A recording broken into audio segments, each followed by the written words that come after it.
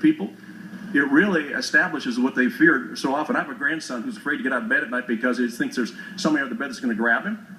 And I think most Americans feel that way about the IRS. I mean, you get a letter from you folks or a phone call, it's with terror that you look at it. And now this kind of reconfirms that, you know what?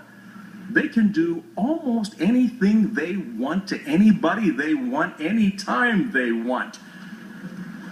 This is very chilling for the American people. Now, I know that where you're at, you're resigning, you're walking away from it. But this is not going to go away.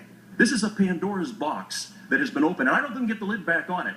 And I don't believe that the White House just found out about this in a news report.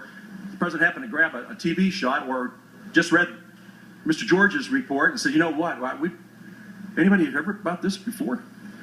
I'm just getting the first look at this. Shouldn't somebody be responsible? And I'm thinking maybe the executive office, maybe Treasury falls in there. I'm not sure that we understand how that organizational chart works, but I am really concerned.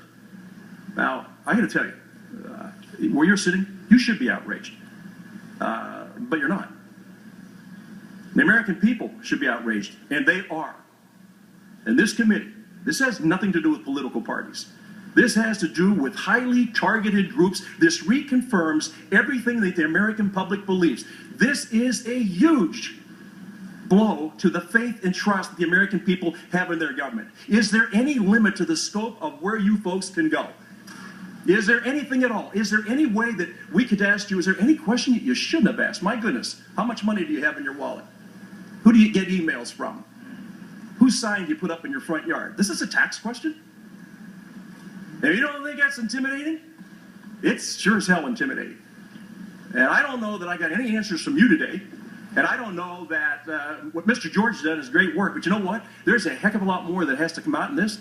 And anybody to sit here today and listen to what you have to say, I am more concerned today than I was before. And the fact that you all can do just about anything you want to anybody, you know, you can put anybody out of business that you want anytime you want. And I got to tell you, you talked about you're a horribly run organization.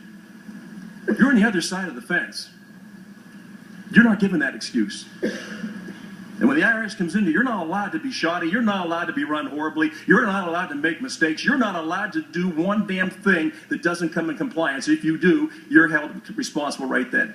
I just think the American people have seen what's going on right now in their government. This is absolutely an overreach, and this is an outrage for all America.